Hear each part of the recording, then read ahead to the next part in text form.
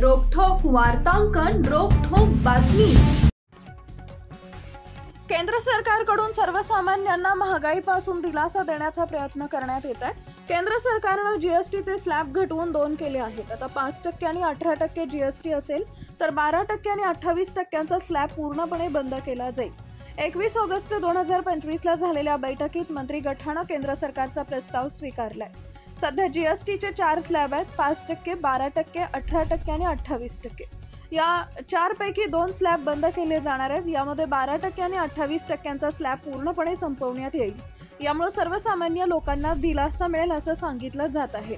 12% slab मध्ये असलेल्या वस्तू आणि सेवा 5% मध्ये येईल, तर 28% स्लॅब मधील जवळपास 90% वस्तू 18% मध्ये येतील। तंबाखू आणि पान मसाला याच्यावर अधिक जीएसटी असेल। 12% स्लॅब बंद करून त्यातील वस्तू आणि सेवा 5%च्या स्लॅब मध्ये आणल्याने कर 7% कमी होईल।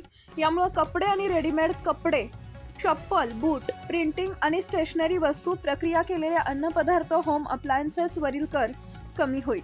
या बदलाचा थेट परिणाम मध्यम वर्गावर आणि सर्वसामान्य ग्राहकांवर होईल।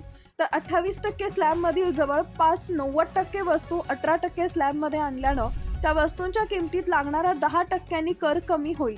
यामुळे दुचाकी वाहन, 4 चाकी कार, सिमेंट आणि building material, fridge, washing machine, air conditioner, TV यांचा समावेश होतो। पॅकेजमधील अन्नपदार्थ, बेवरेजेस, पेंट्स आणि वॉर्निश यावरील दर कमी होतील। यामुळे ग्राहकांसह रिअल इस्टेट आणि ऑटोमोबाईल सेक्टरमध्ये विक्रीत तेजी येऊ शकते। बहुतांश राज्यांनी या प्रस्तावाचं समर्थन केलं, मात्र हा निर्णय घेतल्यास त्यावर काटेकोर नियंत्रण ठेवलं पाहिजे। हा निर्णय घेतला गेल्यास याचा फायदा विमा कंपन्यांकडून ग्राहकांना पोहोचवला गेला पाहिजे।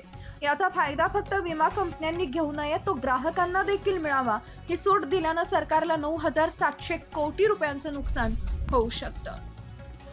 महाराष्ट्रातील महत्त्वाच्या आणि ताज्या बातम्या पाहण्यासाठी आमच्या जय हो न्यूज चॅनलला सबस्क्राइब करा आणि बेल आयकॉन प्रेस करा।